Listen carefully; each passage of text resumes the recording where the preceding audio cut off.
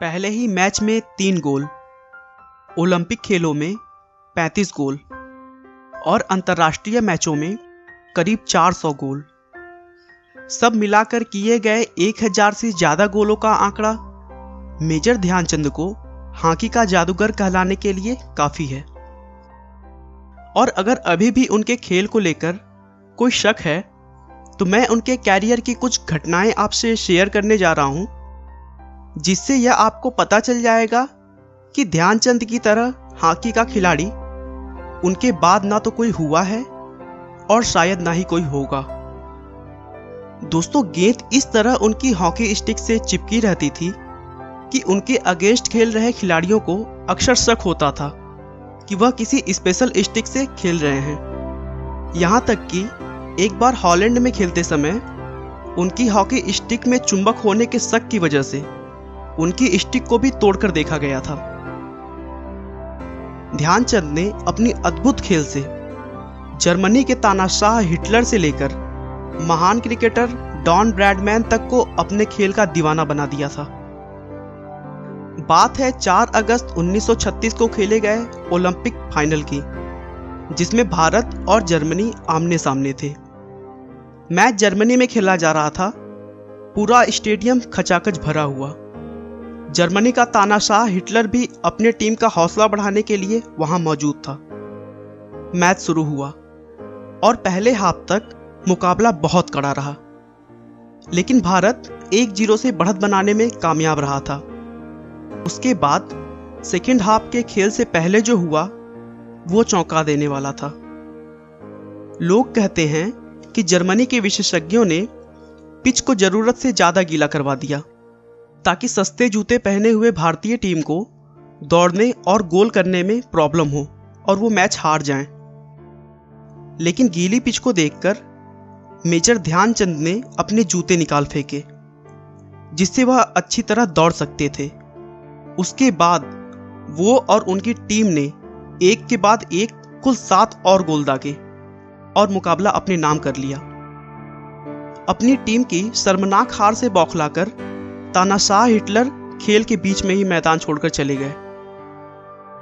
अगले दिन ध्यानचंद के अद्भुत खेल को देखते हुए हिटलर ने उन्हें अपने ऑफिस बुलाया और उन्हें पूरी तरह ऊपर से नीचे तक देखा। उस समय ध्यानचंद ने जूते फटे हुए पहन रखे थे। हिटलर ने उनके जूतों की तरफ इशारा करते हुए उन्हें एक अच्छी नौकरी की लालच दी और जर्मनी की टीम से खेलने के लिए कहा। लेकिन इस भारत के सच्चे देशभक्त ने हमेशा भारत के लिए खेलना ही सबसे बड़ा गौरव समझा और जर्मनी के उस जिद्दी तानाशाह हिटलर को तुरंत मना करके वापस आ गए। भारत के अलावा भी दुनिया के बहुत सारे दिग्गजों ने ध्यानचंद की प्रतिभा का लोहा माना है। क्रिकेट के महानायक सर डॉन ब्रैडमैन ने ध्यानचंद के सम्मान में कहा कि वह क्रिकेट के रनों की भांति गोल बनाते हैं। दोस्तों, मुझे उम्मीद है कि अब आप भी जान गए होंगे कि ध्यानचंद को हॉकी का जादूगर क्यों कहा जाता है। चलिए अब शुरू से ध्यानचंद के बारे में जानते हैं। ध्यानचंद का जन्म 29 अगस्त 1905 को प्रयाग उत्तर प्रदेश में हुआ था, जिसे अब इलाहाबाद के नाम से जाना जाता है। उनके पिता सेना में सिपाही थे। बचपन में ध्यानचंद को हॉकी के खेल में कोई खास रुचि नहीं थी। हाँ, लेकिन उन्हें रेसलिंग पसंद था। उन्होंने पास के ही एक साधारण से स्कूल से अपनी पढ़ाई की और उसके बाद 1922 में 16 साल की उम्र तक सेना में भर्ती हो गए। सेना में भर्ती होने के बाद उनका इंटरेस्ट हॉकी में बढ़ने लगा और उनके साथ के मेजर तिवारी ने उन्हें हॉकी खेलने के लिए प्रेरित किया। धीरे धीरे उनमें हॉकी का जैसे जुनून सा हो गया और वो अपनी ड्यूटी के बाद चांदनी रातों में भी हॉकी की प्रैक्टिस करने लगे। दोस्तों, बता दूं कि उनका नाम अभी तक ध्यान सिंह था, लेकिन चांदनी रात में प्रैक्टिस करते हुए देख उनके साथ के सिपाहियों ने उनके नाम के बीच में चंद्र लगा दिया और वो चंद्र धीरे धीरे बदलकर चंद हो गया। तो ऐसे ध्यान सिंह ध्यानचंद बन गए।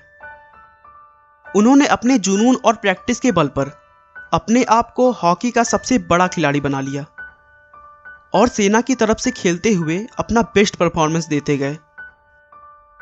जिससे सेना में उनकी लगातार प्रमोशन होती रही और वे एक सिपाही से मेजर बन गए। 1926 में उन्हें अंतर्राष्ट्रीय मैचों में उतारा गया, जहां उन्होंने न्यूजीलैंड के खिलाफ अपना डेब्यू मैच खेला था।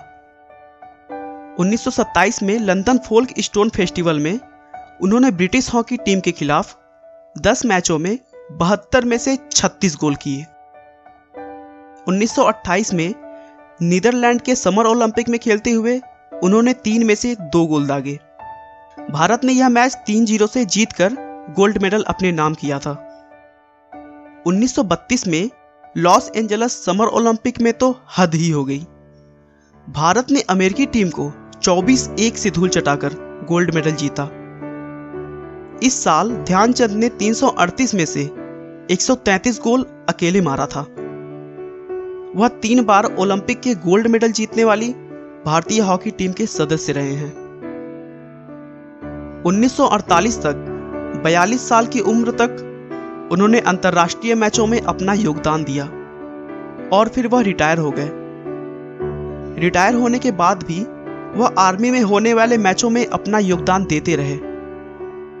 मेजर ध्यान सिंह को वर्ष 1956 में भारत के तीसरे सबसे बड़े नागरिक सम्मान पद्म विभूषण से सम्मानित किया गया। ध्यानचंद ने भारतीय हॉकी को एक नया पहचान दिया और पूरी दुनिया में ऐसी छाप छोड़ी कि वह शायद अब किसी और खिलाड़ी के लिए पॉसिबल नहीं होगा। उनकी बर्थडे यानी 29 अगस्त को भारत में राष्ट्रीय खेल दिवस के तौर पर मनाया जाता है। लेकिन दोस्तों, हॉकी के इस महान खिलाड़ी के आखिरी के दिन बिल्कुल भी अच्छे नहीं रहे। भारत को हॉकी के खेल में शीर्ष स्थान पर पहुंचाने वाले इस खिलाड़ी को देश भूल गया। उन्हें लीवर की कैंसर थी और पैसे की कमी की वजह से उनका इलाज ठीक से नहीं हो पाया और वह दिल्ली के एम्स हॉस्पिटल के जनरल वार्ड में 3 दिसंबर 1979 को इस दुनिया को अलविदा कह गए। लेकिन दोस्तों, मेजर ध्यानचंद को आज भी